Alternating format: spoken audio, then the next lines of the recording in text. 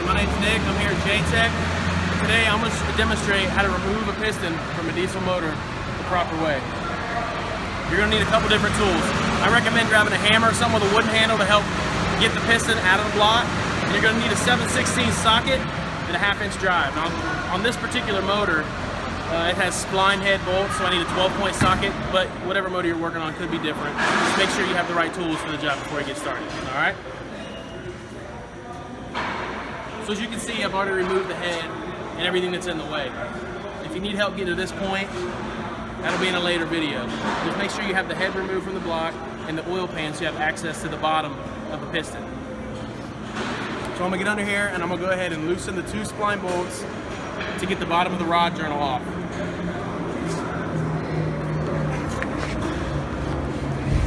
As you can see, there's a lot of different pieces and a lot of different bolts down here. It's going to be the smaller bolts that is going to be right here where my finger is going to be the bottom of the piston rod, as opposed to these larger bolts, which is for the crankshaft. So make sure you're taking out the smaller bolts, the bottom of the piston.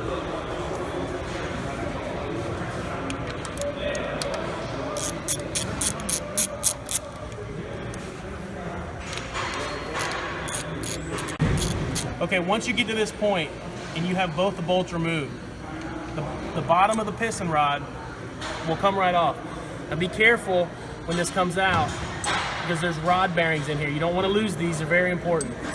So make sure you keep these in place when you take the bottom of the piston out. At this point, this is where the hammer comes into place. Preferably a wooden hammer, something with a wooden handle, nothing that's going to harm the metal of the piston rod. Just going to give it a little tap, try to move it up through the cylinder.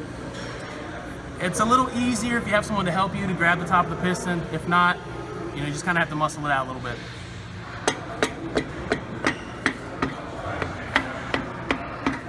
So after a few taps, as you can see, the piston has broke the surface of the head and it's come out. It should pull right out, like so. Just make sure you inspect the piston, inspect the rings, make sure there's no damage, not a lot of corrosion, it's lubed properly. It's also probably not a bad idea that when you pull this piston out, make a little mark on the top of the cylinder, on the top of the piston and the top of the block, so you know when you put it back in there, the rod is going to be lined up with the crank the right way. Just a little word of advice. Okay, another thing I would like to point out when you're doing this, these rod bearings, as you can see at the bottom of the piston rod, there's a bearing in each side, all right? And in these bearings, if you can see here, there's a little cutout, a little tang. There's one at the bottom of the rod journal and in the top. So when you reassemble this at the bottom of the block, make sure when you put these back together that the tang on both bearings are on the same side as each other and they line up. If not, the piston won't move, yes. All right, and your motor will seize. Okay, so from here, what I'm gonna do is reinstall the piston back into the block.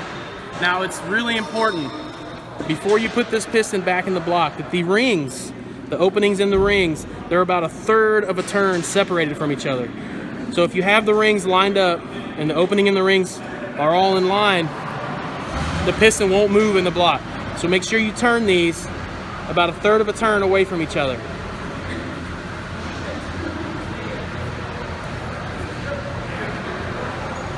That ought to work. All right? Next thing you're gonna do, you're gonna take the piston, place it back in the cylinder. You're gonna take the ring compressor. You're gonna place it directly over top of the piston. Get your Allen wrench, it should be one with the cylinder compressor. Sorry, the ring compressor, apologies. And you tighten it down. Now what this is gonna do, it's gonna compress the rings around that piston so the piston will fall down into the cylinder smoothly. It doesn't take a whole lot of pressure.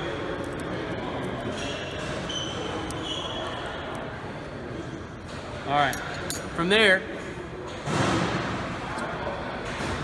you grab your nifty hammer again.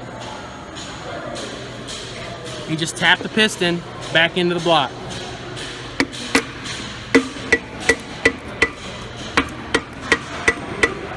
As you can see, the piston went back into the block. fairly easily. Just remember, when you put the bottom of the piston rod back together, that these tangs and these rod bearings line up together. All right, guys, so we're pretty much at the end. So once you get that piston back into the block, the last thing to do is crawl underneath the motor and reassemble the bottom of the rod journal the same way it came off. That's pretty much it. It's pretty simple. Anybody can do it. Thanks for tuning in.